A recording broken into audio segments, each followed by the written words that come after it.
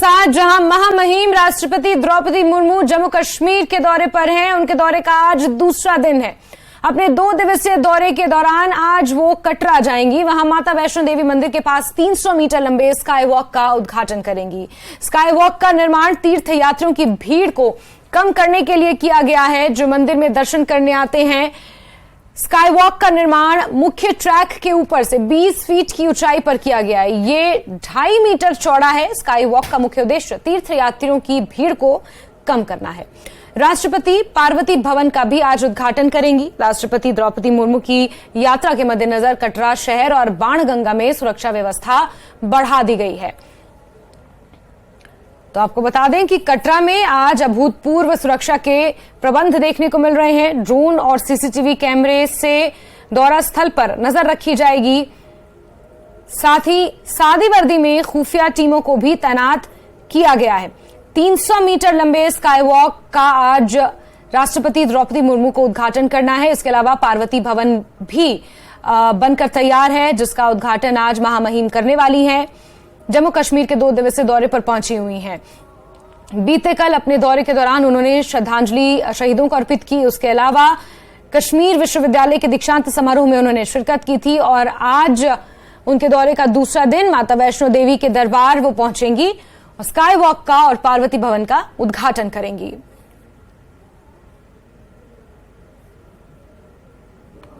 राष्ट्रपति द्रौपदी मुर्मू जम्मू कश्मीर के 2 रोजा दौरे पर हैं और आज दूसरे दिन वो कटरा आएंगी और यहाँ माता वैष्णो देवी के भवन के पास जो स्काई वॉक है उसका उद्घाटन करेंगी। सिक्योरिटी के बंदोबस्त किए गए हैं। हम यहाँ इस वक्त बाणगंगा के इलाके में हैं, जो कटरा टाउन से कोई 1 किलोमीटर की दूरी पर वाक़ा है। यहीं से माता वैष्णो देवी की जो श्राइन है उसके लिए पैदल यात्रा शुरू होती है। आप देख सकते हैं कि सीआरपीएफ और पुलिस के जवान लगातार एरिया को सैनिटाइज करने की कोशिश कर रहे हैं। यहाँ जो स्निफर डॉग्स हैं उनकी मदद ली जा रही है। ये कोशिश की जा रही है कि अगर कहीं पर कोई भी संदिग्ध चीज हो तो उसको वक्त रहते ही पता लगाया जा सके। और यहाँ लगातार जो सिक्योरिटी के अरेंजमेंट्स हैं, आप देख सकते हैं कि जो भी आसपास का इलाका है उसमें पुलिस और सीआरपीएफ के जवान लगातार कोशिश कर रहे हैं कि यहाँ किसी भी तरह से कोई भी दुर्घटना ना हो, कोई भी ऐसी घटना ना हो जिसकी वजह से राष्ट्रपति के दौरे में कोई विघ्न पड़े। और हमने देखा कि इस एरिया के साथ साथ जहां ये लगातार कोशिशें की जा रही हैं कि जो यहाँ एरिया है उसको सैनिटाइज किया जाए, वहीं दूसरी ओर जो यात्री यहाँ आए हुए हैं जिन्होंने बाकायदा रजिस्ट्रेशन की है उनका जो सफर है वो किसी तरह से बाधित ना हो, उसके लिए उन्हें कोई भी असुविधा का सामना नहीं करना पड़ रहा है। लेकिन सिक्योरिटी फोर्सेस की लगातार यही कोशिश है कि राष्ट्रपति का जो दौरा है वो बिना किसी घटना के पुरअमन तौर पर अंजाम पजीर हो। वीडियो जर्नलिस्ट चांद डोगरा के साथ मनोज कौर, न्यूज 18 कटरा। और हमारे वरिष्ठ सहयोगी मनोज कौल कटरा से सीधे हमारे साथ जुड़ गए हैं। मनोज जी, कितने बजे महामहिम राष्ट्रपति द्रौपदी मुर्मू यहां पहुंच रही हैं? बताया यह जा रहा है कि कटरा और बाणगंगा में सुरक्षा के अभूतपूर्व आज प्रबंध किए गए हैं। सादी वर्दी में भी जांच एजेंसियों और खुफिया एजेंसियों की टीमें यहां पर तैनात की गई हैं। क्या डिटेल्स हैं मनोज जी? आज यहाँ बिल्कुल देखें, सिक्योरिटी के चाक चौबंद बंदोबस्त किए गए हैं। कटरा टाउन की बात करेंगे या फिर जो बाणगंगा का इलाका है, पूरे एरिया को सैनिटाइज किया जा रहा था। आज भी पिछले कुछ दिनों से यहाँ सिक्योरिटी के कड़े बंदोबस्त किए गए हैं और आज उनको फाइनल टच दिया जा रहा था कि जैसे हमने विजुअल्स में दिखाया कि स्निफर डॉग्स का इस्तेमाल किया जा रहा था और सादी वर्दी में भी जो सिक्योरिटी फोर्सेज के लोग हैं वो जगह जगह पर तैनात किए गए हैं और साथ ही स्पेशल पासिस दिए गए हैं। जो पुलिस और सीआरपीएफ के जो जवान ड्यूटी पे लगा दिए गए हैं कटरा टाउन के अंदर, उन्हें स्पेशल पासेस दिए गए हैं ताकि किसी भी तरह का कोई भी सबोटाज ना हो। और ये जो राष्ट्रपति का जो ये दौरा है वो पुरअमन तरीके पर संपन्न हो। और जहाँ तक आपने ये पूछा कि राष्ट्रपति कब पहुंच रही हैं, तो हमें बताया गया है कि 12 बजे के करीब वो माता वैष्णो देवी के भवन के पास जो फ्लाईओवर है उसका वो उद्घाटन करेंगे और साथ ही वहाँ पर जो भवन बनाया गया है एक और उसका भी वो उद्घाटन करेंगी। तो चूंकि वीआईपी जब मूवमेंट होती है तो उस समय पूरा एग्जैक्ट टाइमिंग का बताया नहीं जाता है सुरक्षा कारणों से। इसलिए यहाँ जो हमें बताया गया है वो ये है कि 12 बजे के करीब वो यहाँ पहुँचेंगे, वो जम्मू एयरपोर्ट से यहाँ कटरा पहुँचेंगे और उसके बाद भवन में वो जो 2 प्रोजेक्ट्स हैं उनका उद्घाटन करेंगे। और ये जो 2 प्रोजेक्ट हैं ये काफ़ी अहम हैं, जिससे यात्रियों की जो सुविधा है वो और बढ़ जाएगी। लगातार श्री माता वैष्णो देवी श्राइन बोर्ड की तरफ से ये कोशिश की जा रही है कि यात्री जो भी श्री माता वैष्णो देवी के स्थापन पे हाजिरी देने के लिए आते हैं वहाँ उन्हें हर तरह की सुविधा हो, हर तरह का उन्हें किसी तरह की कोई कठिनाई ना हो, और उनको लगातार अपग्रेड किया जाता है। और ये जो बनाया गया है इसमें सबसे बड़ी बात मैं आपको ये बता दूं अपने दर्शकों की जानकारी के लिए कि 2022 में 1 जनवरी को जब दर्शन के लिए काफी भीड़ उमड़ी थी और उसके बाद स्टैम्पीड हुआ था भवन के पास, जिसमें 12 जो यात्री हैं उनकी मौत हो गई थी और 16 यात्री जो हैं वो घायल हो गए थे। और उसके बाद ही ये फैसला लिया गया कि यहाँ पर कुछ ऐसी सुविधा बनाई जाए जिससे यहाँ यात्री जो आने वाले हैं उन्हें कोई असुविधा ना हो। और उसी के चलते एक प्रोजेक्ट बनाया गया और ये स्काई वॉक जो बनाया गया है जो कि 300 मीटर लंबा है और 2.5 मीटर ये चौड़ा है। और ये बिल्कुल जो नीचे पाथ है जो रूटीन का पाथ है उससे 20 फीट ऊपर बनाया गया है, ताकि जो भवन की जो दूरी है वो भी ज्यादा ना हो और भवन से जो निकलने वाले यात्री हैं उन्हें कोई असुविधा ना हो। यहाँ मैं आपको बता दूं कि ये जो स्काई वॉक बनाया गया है ये बहुत ही सुंदर बनाया गया है और साथ ही इसका जो फ्लोर है उसमें वुडन पैनलिंग की गई है, वुडन फ्लोरिंग की गई है, ताकि जो नंगे पांव श्रद्धालु आते हैं माता के दरबार में उन्हें चलने फिरने में कोई दिक्कत ना हो। साथ ही साइड जिसमें जो ये जो 2.5 मीटर का जो विड्थ है और दोनों तरफ से वहां पर माता की प्रतिमाएं लगाई गई हैं, ताकि जो यात्री आए तो जो जैसे ही वो इस स्काई वॉक के अंदर दाखिल हो जाएं तो उन्हें माता के का जो दर्शन है वहीं से दर्शन करना वो शुरू कर दें और बहुत ही सुविधा के साथ वो भवन के अंदर जाए। और वहां से जब वो निकलने का जो रास्ता है वो पुराना रूट होगा जहां से वो वापस आएंगे। और इससे ये होगा कि जो यात्रा आने वाली है, जो अभी जिस तरह से हमने देखा कि श्री माता वैष्णो देवी जो स्थापन है यहाँ साल भर श्रद्धालुओं की भीड़ लगी रहती है, लेकिन जब नवरात्रे होते हैं तो नवरात्रों में ज्यादा भीड़ उमड़ पड़ती है भक्तों की। तो अभी चैत्र नवरात्रे आने वाले हैं और उसमें कुछ ही दिन बाकी हैं। उसके बाद जो जब ये स्काई वॉक खोल दिया जाएगा आज तो उससे जो जितने भी आज यहाँ तैयारियां यहाँ पर पूरी कर ली गई हैं और साथ ही ये भी बताया जा रहा है कि सुरक्षा के भी कड़े इंतजाम है। समय क्योंकि सिक्योरिटी के लिहाज से रिवील नहीं किया जाता, लेकिन टेंटेटिव समय 12 बजे का है जब राष्ट्रपति महामहिम द्रौपदी मुर्मू यहाँ पहुंचेंगी। साथ ही मनोज जी, ये पहला मौका होगा जब राष्ट्रपति द्रौपदी मुर्मू राष्ट्रपति पद की शपथ लेने के बाद जम्मू के कटरा पहुंच रही हैं और यहाँ पर क्योंकि भारी तादाद में माता वैष्णो देवी के दरबार में हाजिरी लगाने के लिए दूर दराज से दुनिया भर से देश भर से श्रद्धालु भी पहुंचते हैं।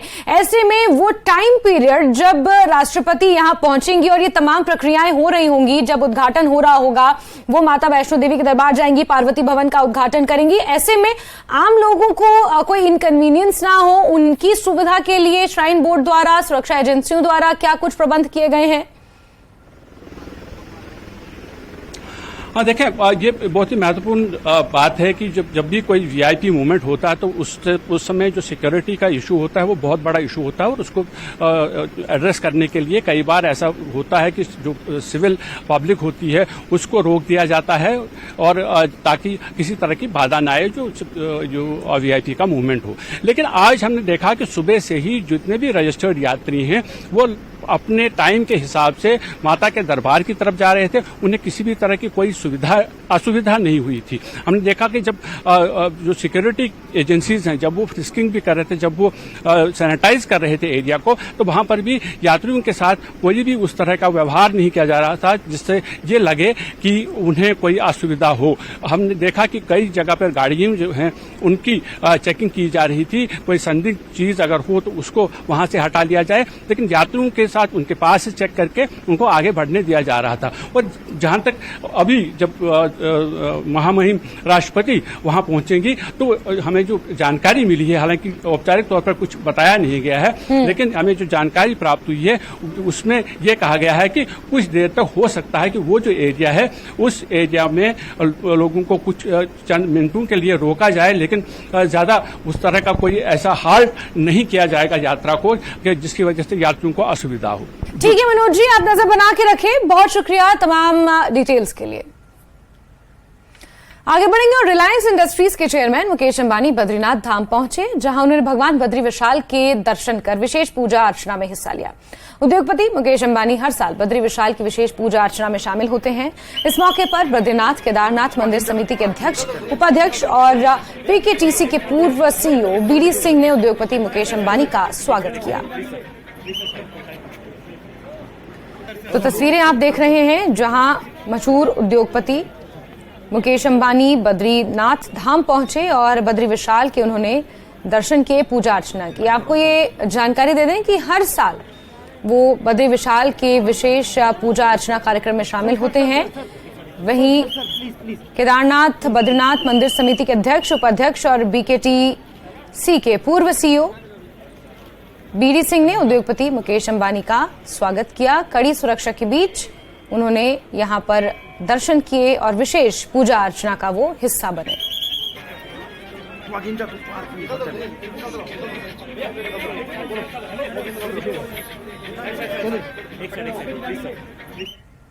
और Pakistan members of national assembly Ramesh Lal परिवार सहित माता वैष्णो देवी के दरबार पहुंचे। रमेश लाल ने अपनी पार्टी और देश को लेकर कामना की। 2002 से लगातार पाकिस्तान पीपल्स पार्टी में ये अकेले हिंदू एमपी हैं।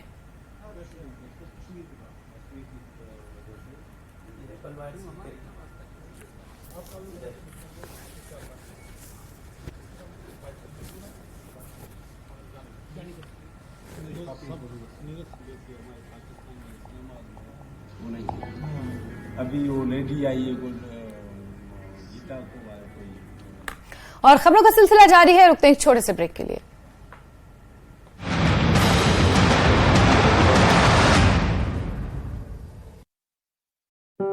पानी छोड़े जाने से लोग परेशान, सरकार से उठा रहे कार्रवाई करने की मांग।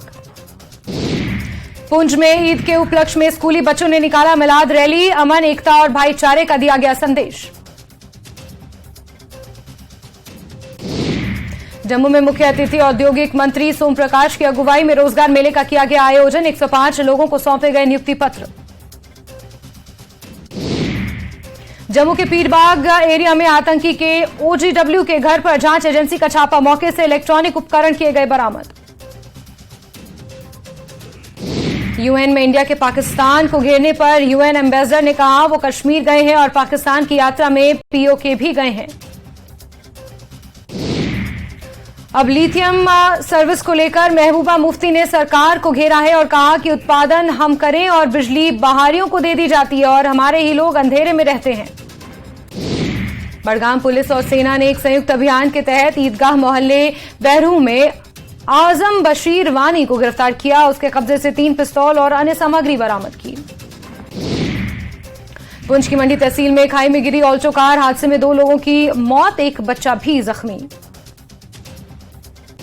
पुलवामा में शिक्षा विभाग की ओर से विद्यार्थियों को प्रोत्साहित किया गया। राजकीय कन्या उच्चतर माध्यमिक विद्यालय पुलवामा में मुख्य शिक्षा अधिकारी अब्दुल कयूम नदवी ने नेत्रहीन छात्रा तहजीबा जान को अपने खर्च पर एक विशेष लैपटॉप प्रदान कर छात्रा का हौसला बढ़ाया।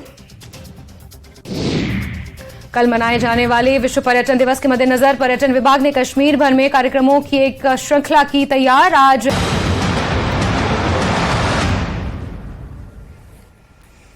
ब्रेक के बाद आगे बढ़ते हैं और हिमाचल की खबर का रुख करेंगे, जहां सुखू कैबिनेट ने शिक्षा विभाग में बीआरसी को तैनात करने की पॉलिसी में बदलाव किया है। समग्र शिक्षा अभियान के तहत प्राथमिक स्कूलों और अपर प्राइमरी स्कूलों में बीआरसी यानी ब्लॉक रिसोर्स कोऑर्डिनेटर की भर्ती को सरकार ने मंजूरी दी है। साथ ही साथ बीआरसी भर्ती के लिए नियमों में भी बदलाव किया गया है। नए नियमों के मुताबिक अब स्कूल लेक्चरर भी बीआरसी बनने के लिए पात्र होंगे। इससे पहले सिर्फ जेबीटी और टीजीटी शिक्षकों को ही बीआरसी के पद पर नियुक्ति दी जाती थी। इसके अलावा शिक्षकों के तबादलों पर भी सुखू सरकार ने एक बड़ा फैसला लिया है। शिक्षकों की ट्रांसफर अब 25 किलोमीटर के बजाय 30 किलोमीटर के दायरे में होगी। म्यूचुअल के अलावा अन्य मामलों में लागू इस निर्णय को किया जाएगा।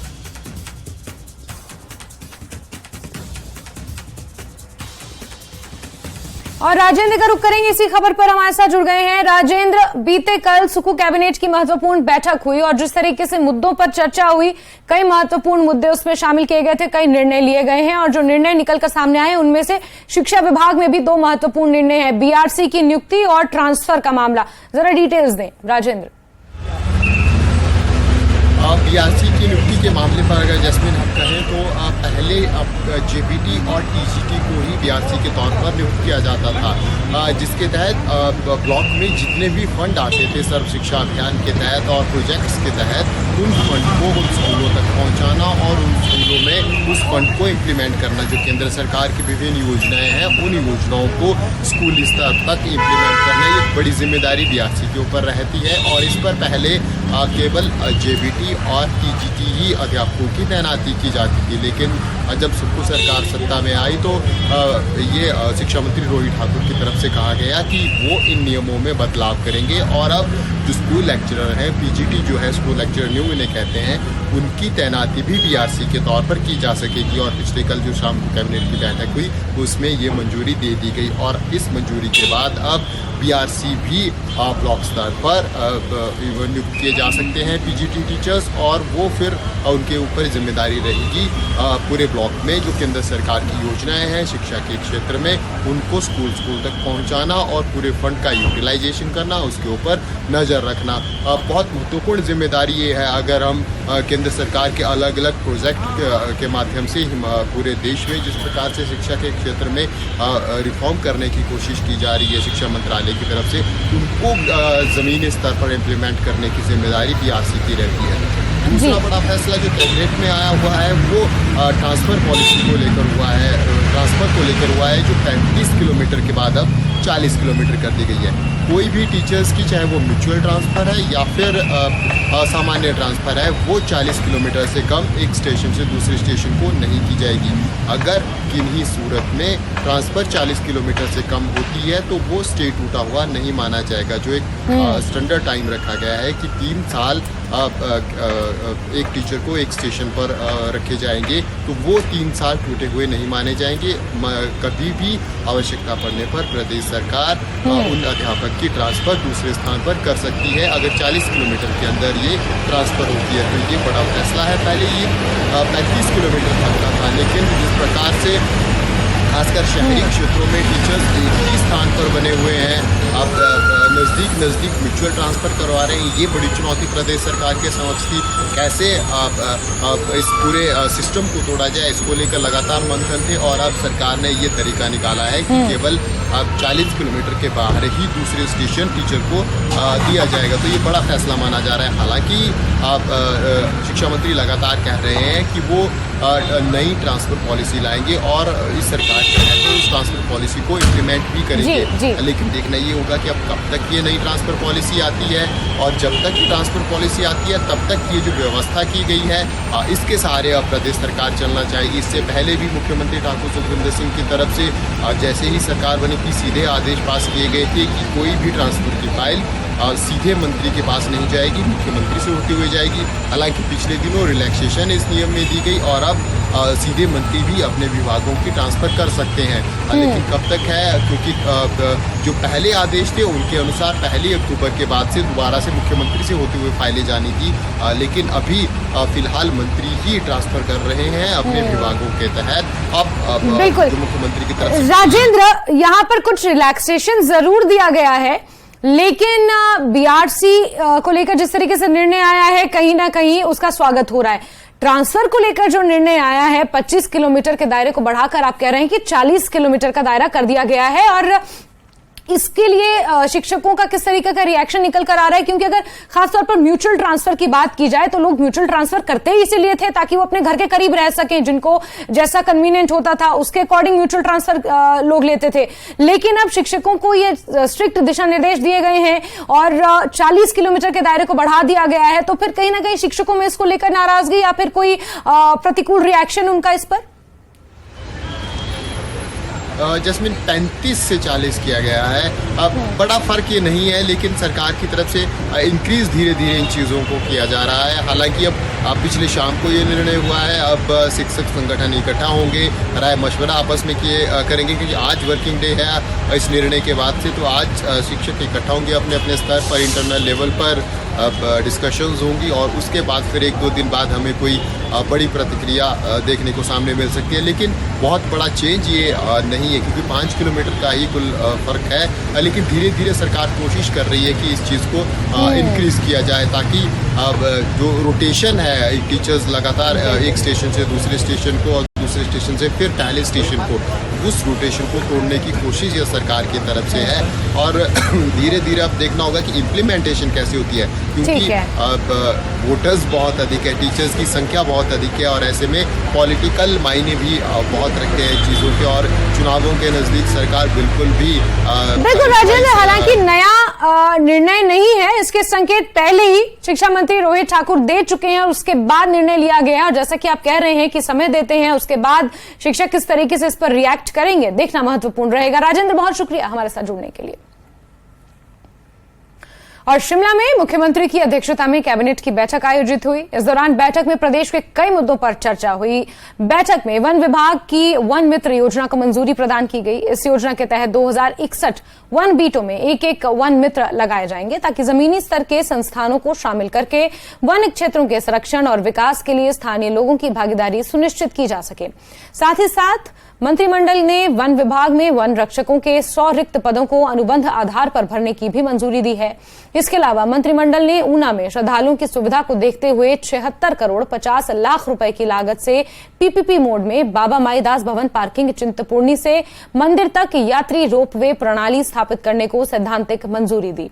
साथ ही साथ डीनोटिफाई किए गए कुछ स्कूलों को खोलने का फैसला हुआ, जिसमें चंबा जिले के 2 प्राइमरी स्कूल, कांगड़ा के 3 प्राइमरी स्कूल और 1 हाई स्कूल और इस तरीके से कई स्कूलों को खोलने का निर्णय लिया गया। कैबिनेट मंत्री हर्षवर्धन चौहान ने इसकी जानकारी दी है। पैकेज से मिला है, कुल मिलाकर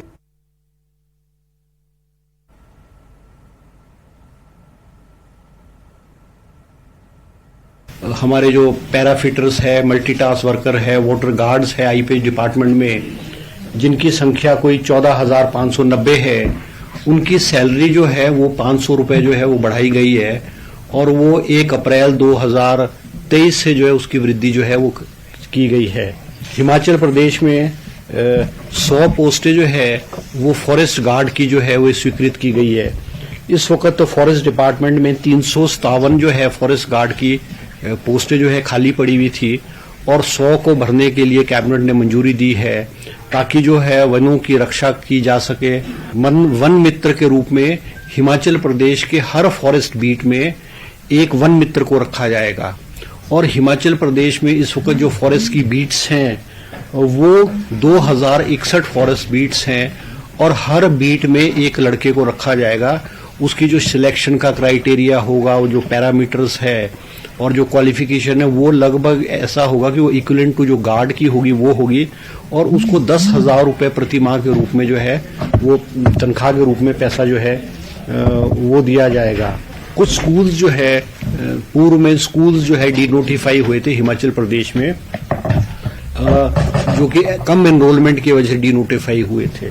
तो सरकार ने आज कैबिनेट ने फैसला किया कि एजुकेशन डिपार्टमेंट ने वो नई एनरोलमेंट, क्योंकि इन स्कूल्स की एनरोलमेंट बढ़ी है, वो उनको दोबारा से खोलने का फैसला किया, जिनमें government primary school Khalog, government primary school Kulah district Chamba में और government primary school Balgarah Kullu जिले में है। इसके अलावा 3 प्राइमरी स्कूल और 1 हाई स्कूल जो है वो कांगड़ा जिले में जो है उसको भी दोबारा से खोलने के लिए सरकार ने जो है फैसला लिया गया है।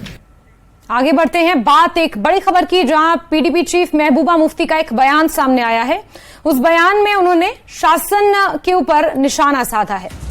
उन्होंने कहा है कि युवाओं को आंकड़ों में देखता है शासन और उसी शासन के लिए युवा अपनी जान जोखिम में डाल रहे हैं। तो एक बार फिर यहां पर शासन पर उन्होंने निशाना साधा है। उन्होंने कहा है कि युवाओं को आंकड़ों में देखता है शासन और उसी शासन के लिए युवा अपनी जान जोखिम में डाल रहे हैं। पीडीपी चीफ महबूबा मुफ्ती का बयान सामने आया, जहां उन्होंने जम्मू कश्मीर प्रशासन को घेरा है और शासन के ऊपर निशाना साधते हुए उन्होंने कहा है कि युवा जान जोखिम में डाल रहे हैं और इन्हीं युवाओं को आंकड़ों में ये शासन देखता है। आप देख सकते हैं महबूबा मुफ्ती ने एक रिपोर्ट शेयर की, एक आर्टिकल शेयर किया और उसके ऊपर ट्वीट करते उन्होंने ये लिखा है कि young men are putting their lives on the line for a government that treats them like a statistic. और यहां पर सरकार के ऊपर निशाना साधा है। पीडीपी चीफ महबूबा मुफ्ती ने युवाओं को लेकर शासन के ऊपर निशाना साधा है।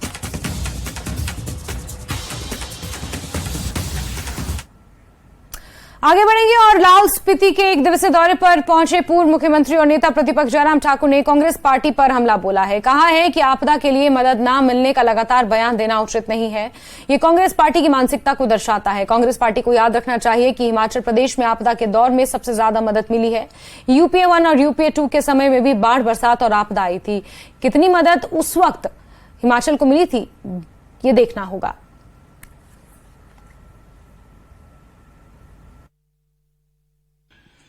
देखिए, एक बात तो बड़ी स्पष्ट है कि हिमाचल प्रदेश के लिए केंद्र से मदद मिली है और मुझे समझ में नहीं आ रहा कि विपक्ष के लोग क्यों उस पे ये कह रहे हैं कि मदद नहीं मिली है। हाँ, उनकी अपेक्षा ज्यादा होगी और ऐसे में मैं कह सकता हूं कि उनको याद रखना चाहिए कि हिमाचल प्रदेश में आपदा के लिए सबसे ज्यादा अगर मदद किसी दौर में मिली तो वो वर्तमान में मिली। थोड़ा वो पता कर लें कि बाढ़, बरसात उस वक्त भी आई, नुकसान उस वक्त भी हुआ, जिंदगियां उस वक्त भी गई जब यूपीए 1 की गवर्नमेंट थी, यूपीए 2 की गवर्नमेंट थी, कांग्रेस की सरकार केंद्र में थी, यानी कि मनमोहन सिंह जी प्रधानमंत्री थे। उस वक्त कितनी मदद मिली। अभी तक की हिमाचल प्रदेश के लिए सबसे मदद मिली है तो वर्तमान में मिली है। हाँ, हम इस बात से सहमत है कि नुकसान बहुत ज्यादा है और मदद मिले, हम उसका स्वागत करेंगे, अभिनंदन करेंगे। चंडीगढ़ बद्दी रेलवे लाइन का काम शुरू करने के लिए शिमला संसदीय क्षेत्र के भाजपा सांसद सुरेश कश्यप ने प्रधानमंत्री नरेंद्र मोदी का आभार जताया है। उन्होंने कहा कि क्षेत्र के लोगों की ये मांग कई सालों से चली आ रही थी। ऐसे में मांग पूरी कर प्रधानमंत्री ने एक बड़ी सौगात इस संसदीय क्षेत्र को दी है। इस रेलवे लाइन के निर्माण पर करीब 1500 करोड़ से भी अधिक का बजट खर्च किया जाएगा। कई बार उन्होंने खुद इस रेलवे लाइन का मामला संसद में उठाया था और आखिरकार उनकी ये मांग अब पूरी होती नजर आ रही है। इस रेलवे लाइन के निर्माण से औद्योगिक क्षेत्र बद्दी बरोटीवाला को आने वाले समय में बड़ा लाभ मिलेगा। हरियाणा और हिमाचल, क्योंकि उसमें जो ज्यादा हिस्सा हरियाणा में, लगभग 25 किलोमीटर का हिस्सा हरियाणा में पड़ता है और लगभग 3.5 किलोमीटर का हिस्सा हिमाचल प्रदेश का है। सारी औपचारिकताओं को पूर्ण करके, टेंडर प्रक्रिया को पूर्ण करके, क्योंकि इसमें भूमि अधिग्रहण भी एक बड़ा मामला था, लेकिन उन सारी औपचारिकताओं को पूरा करके केंद्र सरकार ने एक बहुत बड़ा तोहफा हिमाचल प्रदेश को और मेरे संसदीय क्षेत्र को दिया है। शिमला में राज्यपाल श्री प्रताप शुक्ल ने बड़ा बयान दिया है और कहा है कि जाति की गणना हो, इसमें कोई बड़ी बात नहीं। कई लोगों ने आज से पहले भी कई तरह इसे किया है। अनेक बार हिंदुत्व को तोड़ने की बात सामने आई है, लेकिन हर बार हिंदुत्व एक नए रंग में खड़ा हुआ है। यही हिंदुस्तान की परिभाषा है। भारत में संयुक्त परिवार रहा है, चाहे शहरों की बात हो या गाँव की। गांव के मांगलिक कार्य को जाति के आधार पर जब भी इस देश का विवेचना हुआ है, तो मैं वह उदाहरण देना चाहता हूं कि जब यहाँ पर सिकंदर आया था और आने के बाद जलते हुए चूल्हों को देखा था जो सैनिक थे, भारतीय सैनिक, उनका ये क्या है, इनका ये विभिन्न जातियों में बटे हुए हैं और ये अपने अपने अलग चूल्हे जलाए हुए हैं भोजन बनाने के लिए। सिकंदर ने कहा विजय तो मेरी वैसे ही हो गई, क्योंकि जब ये खुद बटे हुए हैं तो हमसे युद्ध क्या करेंगे। तो समाज को बांट करके कभी भी लोकतंत्र को सशक्त नहीं बनाया जा सकता है। इसलिए मेरा यह मानना है कि पूरी तौर पर समाज को जोड़ करके ही किया जाए। इस नाते मैं इसको कह सकता हूं कि जो राम मनोहर लोहिया ने कहा था कि जाति तोड़ो दाम बांधो। आज आवश्यकता इसी की है, दाम बांधने की, जिसमें महंगाई कम हो रही है, जीडीपी आपकी बढ़ रही है। लोकतंत्र में इस अमृत काल में आज पूरा विश्व भारत की तरफ देख रहा है और भारत में रहने वाले कुछ लोग भारत को तोड़ने का काम कर रहे हैं। इस नाते मैंने उसको कहा और मुझे लगता है कि भारत को जोड़ना चाहिए। इनकी पुस्तक भी जागृति के द्वारा भारत को जोड़ने का काम किया है। आज इसी की आवश्यकता है, जिसको सभी लोगों को मिलकर के करना चाहिए। आगे बढ़ेंगे। प्रदेश के करीब 4700 जिला परिषद कैडर कर्मचारी बीते 12 दिनों से पेन डाउन स्ट्राइक पर हैं। पेन डाउन स्ट्राइक कर रहे ये कर्मचारी ग्रामीण विकास एवं पंचायती राज विभाग में मर्जर की मांग कर रहे हैं। इन कर्मचारियों का तर्क है कि ये लंबे समय से विभाग को अपनी सेवाएं दे रहे हैं। ऐसे में सरकार को अब अपने वादे के मुताबिक इनका मर्जर विभाग में कर देना चाहिए। जिला परिषद कैडर कर्मचारी के समर्थन में अब भारतीय जनता पार्टी भी मैदान में उतर आई है। बीजेपी नेता महेंद्र धर्माणी ने सरकार पर संवेदनहीन होने का आरोप लगाया है। महेंद्र धर्माणी ने कहा कि सत्ता में आने से पहले कांग्रेस ने जिला परिषद कैडर कर्मचारी से वादा किया था, वो इन कर्मचारियों का मर्जर विभाग में करेंगे। ऐसे में अब सरकार को अपना वादा पूरा करना चाहिए। उन्होंने कहा कि कर्मचारियों की हड़ताल की वजह से प्रदेश की करीब 3300 पंचायतों में काम प्रभावित हो रहा है।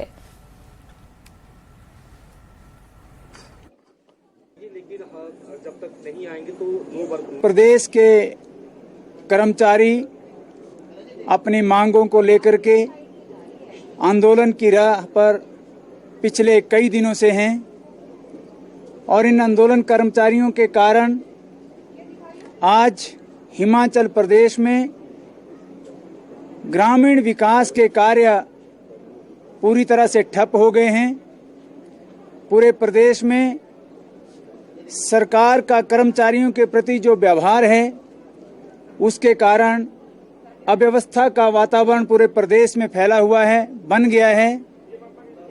आज केवल और केवल पंचायती राज और ग्रामीण विकास विभाग के लगभग 4700 कर्मचारी पिछले कई महीनों से आंदोलनरत हैं, लेकिन सरकार उनके प्रति, उनकी मांगों के प्रति जिस प्रकार का रवैया अपना रही है वो निंदनीय है। जसूर में कांग्रेस प्रदेश प्रवक्ता सुदर्शन शर्मा ने कहा कि जिला परिषद विभाग के 4750 कर्मचारियों की हड़ताल के बारे में जल्द ही उचित निर्णय लिया जाएगा। इसके लिए मुख्यमंत्री सुखविंदर सिंह सुक्खू ने आश्वासन दिया है। सरकार है वो वचनबद्ध है, कटिबद्ध है और हमारे प्रदेश के जो मुख्यमंत्री हैं उन्होंने हर वर्ग को जो है वो अपनी तरफ से सुख देने का प्रयास किया है, जिसमें ये वर्ग भी आता है और इस वर्ग को भी वो अतिशीघ्र मंत्रिमंडल में अपना जो करने जा रहे हैं निर्णय, उसका उचित फैसला आएगा। और ये जो हमारे 4750 के करीब जो एम्प्लॉइज हैं जिला परिषद में, इनकी जो मांगे हैं, उचित मांगे, उनको अतिशीघ्र हमारी सरकार जो है, कांग्रेस की सरकार, वो निर्णय देगी और इनको राहत प्रदान करेगी। और हिमाचल प्रदेश विश्वविद्यालय एमए सोशल वर्क विभाग के छात्रों ने सोशियोलॉजी और सोशल वर्क के अध्यापकों, विभाग अध्यक्ष का घेराव किया। इस दौरान उन्होंने धरना प्रदर्शन करते हुए कक्षाओं का बहिष्कार किया। वहीं छात्र 3 दिनों से लॉ डिपार्टमेंट के बाहर बैठक कर खुले में पढ़ाई कर रहे हैं। छात्रों ने विश्वविद्यालय प्रशासन से कक्षाएं लगाने के लिए कमरे उपलब्ध करवाने की मांग रखी है।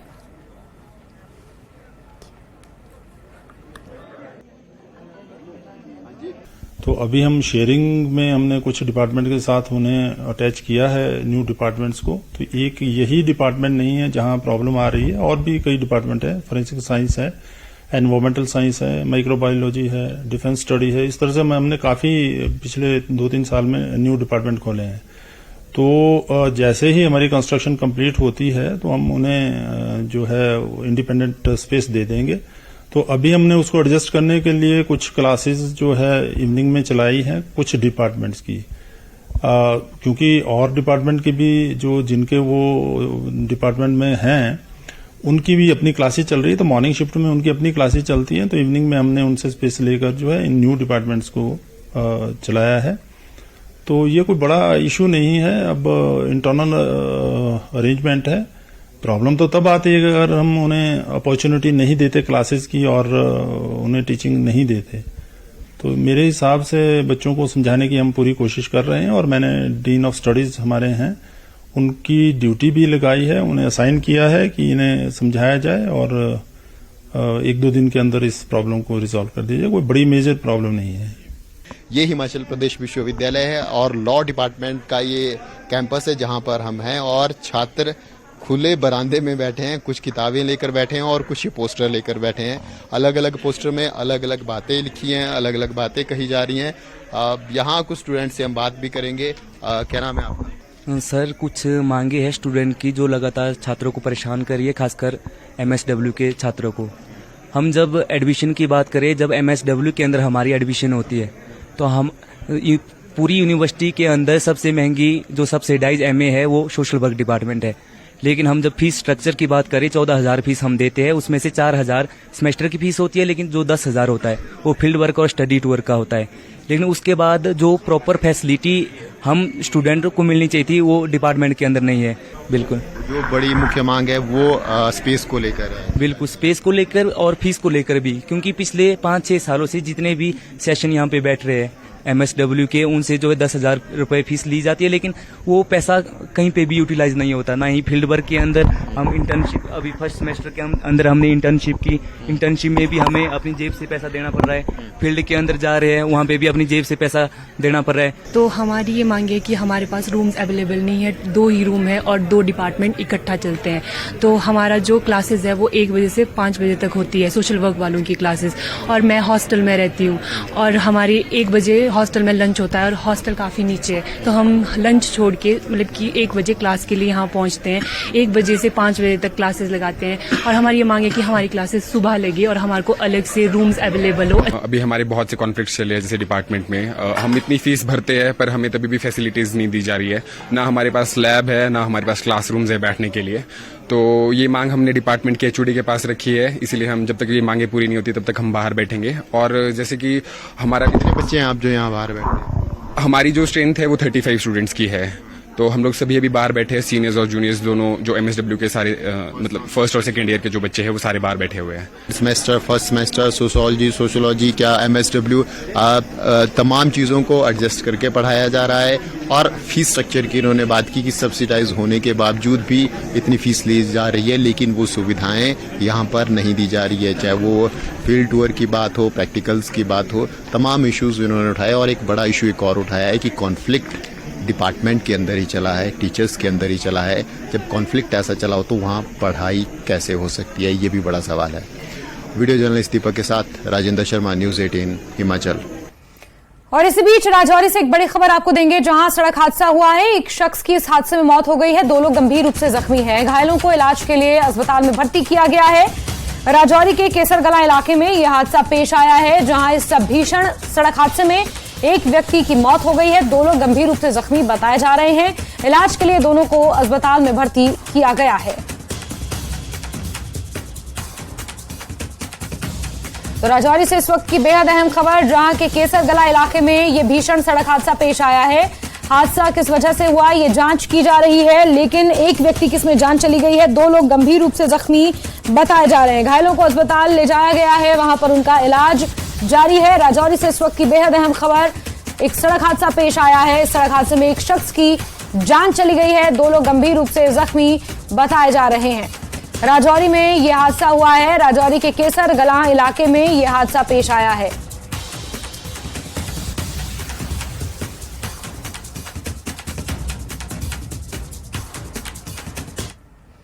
और आगे बढ़ते हुए ऊना से खबर है, जहां परिवहन विभाग के अधिकारियों की ओर से किसी भी बस की अधिकतम आयु 8 साल निर्धारित करने के फैसले पर घमासान मचा हुआ है।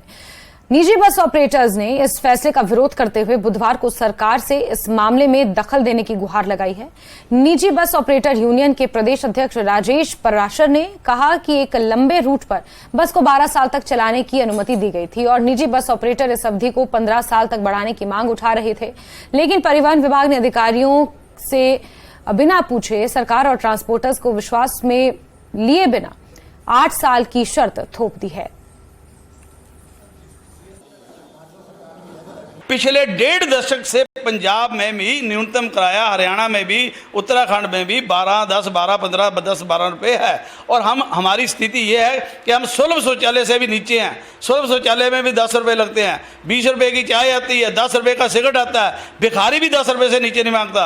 आज हम 35 लाख की बस लेके हमारा इतना बुरा शोषण है कि हम 5-5 रुपये मांगने के लिए बेबस हो चुके हैं। सरकार हमारी सुध ले, हम भी इस प्रदेश के नागरिक हैं और हमारी मुख्यमंत्री और परिवहन मंत्री से विनम्र प्रार्थना है कि जो आला अधिकारी आपको विश्वास में लिए बिना ये गलत फैसले ले रहे हैं, उनके ऊपर जो है शिकंजा कसना चाहिए और आपकी इन्वॉल्वमेंट के बिना कोई भी अहम फैसला नहीं होना चाहिए। और हमारा निवेदन है कि तत्काल जल्द से जल्द हमारी एक प्रदेश स्तरीय बैठक बुलाई जाए। और कुल्लू के ढालपुर मैदान में आयोजित होने वाले अंतर्राष्ट्रीय कुल्लू दशहरा उत्सव में इस साल 332 देवी देवताओं को निमंत्रण भेजा गया है। उत्सव समिति के उपाध्यक्ष आशुतोष गर्ग ने बताया कि 7 दिनों तक चलने वाले इस उत्सव में देव महाकुंभ का भव्य मिलन देखने को मिलेगा। उन्होंने कहा कि उत्सव को लेकर तैयारियां तेज हो गई हैं। लालचंद प्रार्थी कला केंद्र और प्रदर्शनी मैदान में देश विदेश के सैकड़ों कलाकार लोक संस्कृति की झलक प्रस्तुत करेंगे। बॉलीवुड, पंजाबी, पहाड़ी गायक कलाकारों के साथ देश के विभिन्न राज्यों के लोक संस्कृति भी इसमें देखने को मिलेगी।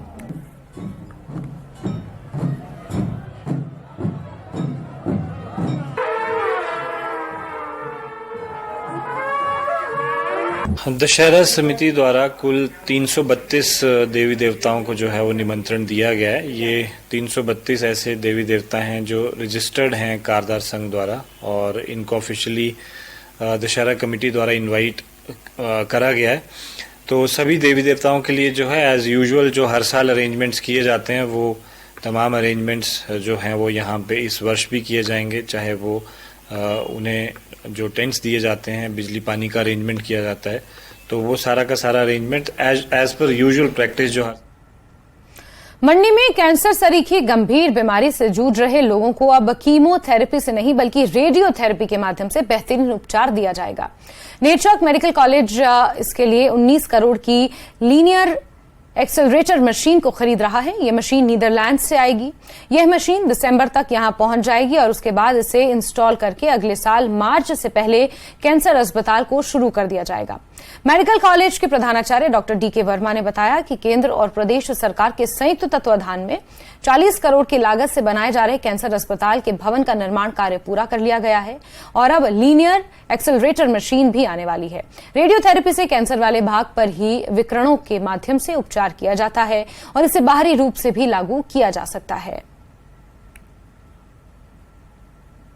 जो कैंसर हॉस्पिटल का हमारा trustee cancer care hospital centre है वो गवर्नमेंट ऑफ इंडिया और स्टेट गवर्नमेंट का जॉइंट वेंचर है और इसका बिल्डिंग का सिविल वर्क कंप्लीट हो चुका है और जो मशीनरी है उसका लेटर ऑफ क्रेडिट खुल गया है। मशीनरी का ऑर्डर चले गया है। मशीनरी आने में थोड़ा टाइम लगा क्योंकि वो बाहर से आती है। इसको लीनियर एक्सेलेटर बोलते हैं और ये जो है कम से कम तकरीबन 19 करोड़ की है और ये नीदरलैंड से आएगी। उसकी कैंसर का इलाज 2 तरह से होता है, एक कीमोथेरेपी से, एक रेडियोथेरेपी से, रेडिएशन से। कीमोथेरेपी जो होती है वो जब दवाई देते हैं तो सारे नसों में, सारे खून में, सारे शरीर में फैलती है। जो ये रेडिएशन है ये लोकलाइज होती है, इधर उधर नहीं फैलती। ये उसका कार्य करेगा, लीनियर एक्सेलेटर जो है रेडिएशन देगा। और इस बीच आपको अहम खबर उधमपुर से देते हैं जहां एक ऑटो रिक्शा पलटने से 7 लोग जख्मी हुए हैं। घायलों में 3 छात्र भी शामिल हैं। घायलों को रामनगर उप अस्पताल पहुंचाया गया है। ये ऑटो प्रिया से रामनगर जा रहा था जिस वक्त ये पलट गया। 7 लोग इसमें सवार थे। 7 को चोटें आई हैं जिसमें 3 छात्र भी शामिल हैं। तो उधमपुर में यह हादसा पेश आया है। ऑटो के पलटने से बड़ी खबर दे रहे हैं। प्रिया से रामनगर ये ऑटो रिक्शा जा रहा था जिस वक्त ये हादसे का शिकार हुआ।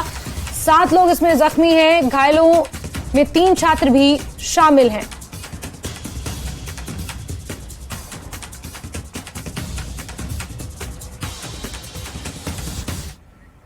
और खबरों का सिलसिला जारी रहेगा लेकिन वक्त एक छोटे से ब्रेक का।